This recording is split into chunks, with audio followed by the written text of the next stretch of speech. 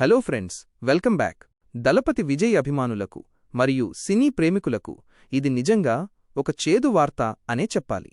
నిన్న మొన్నటి వరకు వచ్చేస్తుంది అనుకున్న జననాయగన్ సినిమాకి మళ్లీ బ్రేకులు పడ్డాయి. కోర్టు మెట్లెక్కిన ఈ సినిమా వివాదం ఇప్పట్లో తెగేలా కనిపించడం లేదు. నిన్న అంటే జనవరి 27 మంగళవారం నాడు మద్రాస్ హైకోర్టు నుంచి వచ్చిన ఒక తీర్పు మొత్తం సీన్ని మార్చేసింది. అసలు ఏం జరిగింది? సింగిల్ బెంచ్ ఇచ్చిన తీర్పుని డివిజన్ బెంచ్ ఎందుకు రద్దు చేసింది? అసలు ఈ గొడవంతటికీ కారణం సెన్సార్ బోర్డులోని ఒకే ఒక్క సభ్యుడు రాసిన ఆ లేఖ. ఆ ఒక్క లేఖ వల్లే ఈరోజు 500 కోట్ల సినిమా చిక్కుల్లో పడింది. ఆ లేఖలో ఏముంది? మిలిటరీ సీన్ల గురించి ఆ సభ్యుడు చేసిన ఫిర్యాదు ఏంటి? సుప్రీంకోర్టు ఏం చెప్పింది? అసలు విజయ్ చివరి సినిమా కావాలనే టార్గెట్ చేస్తున్నారా? ఈ వీడియోలో పాయింట్ టు పాయింట్ క్లియర్గా తెలుసుకుందాం. వీడియోని ఎండ్ వరకు చూడండి. చాలా విషయాలున్నాయి. ముందుగా లేటెస్ట్ అప్డేట్ ఏంటో చూద్దాం. ఈరోజు బుధవారం జనవరి 28.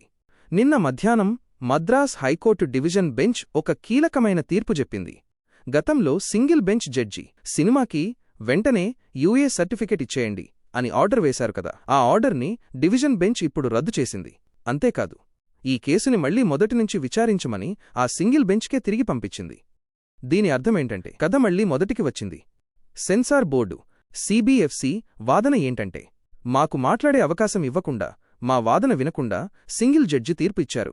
మా రూల్స్ మేం ఫాలో అవ్వాలి కదా అని డివిజన్ బెంచ్ని కోరారు. కోర్టు కూడా వాళ్ల వాదనతో ఏకీభవించింది. అవును, అన్ని అంశాలను పరిగణలోకి తీసుకుని సెన్సార్ బోర్డుకి మాట్లాడే ఛాన్స్ ఇచ్చి, అప్పుడు కొత్తగా నిర్ణయం తీసుకోండి అని సింగిల్ జడ్జిని ఆదేశించింది. దీనివల్ల ఇమ్మీడియట్గా సినిమా రిలీజ్ అయ్యే ఛాన్స్ చేజారిపోయింది. అసలు ఈ గొడవ ఎక్కడ మొదలైంది? ఎందుకు సెన్సార్ బోర్డు ఇంత పట్టుదలగా ఉంది? దీని వెనుక ఉన్న అసలు రీజన్ ఒక లెటర్. డిసెంబర్ 19, 2025న సెన్సార్ బోర్డులోని పరిశీలన కమిటీ, ఎగ్జామినింగ్ కమిటీ ఈ సినిమాను చూసింది. ఆ కమిటీలో మొత్తం 5 సభ్యులున్నారు. అందులో ఒక సభ్యుడు సినిమా చూసిన తర్వాత తీవ్ర అభ్యంతరం వ్యక్తం చేస్తూ ఒక లేఖ రాశారు. ఆ లేఖలో ఉన్న కంటెంట్ ఇప్పుడు బయటపడింది. ఆయన వాదనేంటంటే, ఈ సినిమాలో భారతీయ సైన్యానికి, ఇండియన్ ఆర్మీ సంబంధించిన అనేక సన్నివేశాలు ఉన్నాయి. రూల్స్ ప్రకారం ఆర్మీకి సంబంధించిన సీన్స్ ఉన్నప్పుడు ఆ ప్యానెల్లో ఖచ్చితంగా ఒక రక్షణ రంగ నిపుణుడు, డిఫెన్స్ ఎక్స్పర్ట్ ఉండాలి. కానీ సినిమా చూసినప్పుడు ఆ ఎక్స్పర్ట్ లేరు. సినిమాలో మిలిటరీ చిహ్నాలను, సింబోల్స్ వాడటంపై మరియు మతపరమైన సామరస్యానికి భంగం కలిగించే కొన్ని సీన్స్పై ఆయన అభ్యంతరం చెప్పారు. నేను ఈ పాయింట్స్ చెప్పినప్పటికీ వాటిని రికార్డు చేయలేదు అని ఆ సభ్యుడు కంప్లైంట్ చేశారు. ఇదే ఇప్పుడు సినిమాకి మెడకు చుట్టుకుంది. ఈ ఒక్క పాయింట్ని పట్టుకునే సిబిఎఫ్సి కోర్టులో గట్టిగా వాదిస్తోంది.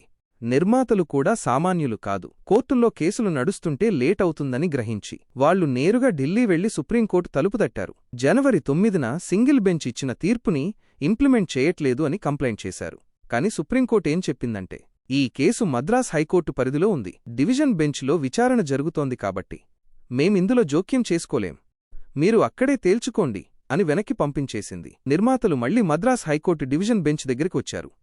అక్కడ జనవరి 21న సుదీర్ఘంగా వాదనలు జరిగాయి. తీర్పుని రిజర్వ్లో పెట్టి నిన్న జనవరి 27న ఫైనల్గా బాంబు పేల్చారు. సింగిల్ బెంచ్ తీర్పు చెల్లదు, మళ్లీ విచారణ జరపాల్సిందే అని తేల్చి చెప్పారు. ఇక్కడే దళపతి ఫ్యాన్స్కి అనేక అనుమానాలు వస్తున్నాయి. ఇది కేవలం లీగల్ ఇష్యూనా లేక పొలిటికల్ ఇష్యూనా?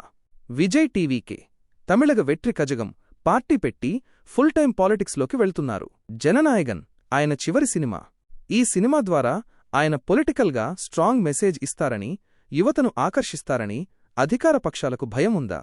అందుకే చిన్న చిన్న కారణాలు చూపిస్తూ ఆర్మీ సీన్స్ అని, మతపరమైన సీన్స్ అని సాకులు చెబుతూ సినిమాని ఆపే ప్రయత్నం చేస్తున్నారా అని సోషల్ మీడియాలో పెద్ద ఎత్తున చర్చ జరుగుతోంది.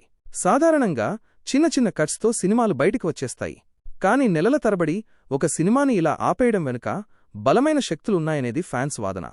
ఈ ఆలస్యం వల్ల నష్టం ఎవరికి అంటే నిర్మాతలకు మరియు బయ్యర్లకు. ఈ సినిమా మీద దాదాపు 500 కోట్ల బిజినెస్ నడుస్తోంది. నిజానికి ఇది సంక్రాంతికి రావాల్సిన సినిమా, అది మిస్ అయ్యింది. పోనీ జనవరి 26 రిపబ్లిక్ డేకి వస్తుందనుకుంటే అది మిస్ అయ్యింది. ఇప్పుడు ఫిబ్రవరి 1 వీక్ కూడా డౌట్గానే ఉంది. సింగిల్ బెంచ్ ఈ కేసుని ఎప్పుడు విచారణకు తీసుకుంటుంది? మళ్లీ రివైజింగ్ కమిటీకి పంపిస్తుందా? లేదా ఆ ఒక్క సభ్యుడి అభ్యంతరాలను పరిగణలోకి తీసుకుని సీన్స్ కట్ చేయమంటుందా? అనేది తెలియాలంటే ఇంకా కొన్ని రోజులు పడుతుంది.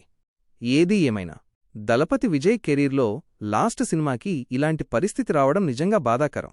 ఈ లీగల్ చిక్కులన్నీ దాటుకుని జననాయగన్ ఎప్పుడు థియేటర్లో అడుగుపెడుతుందో చూడాలి.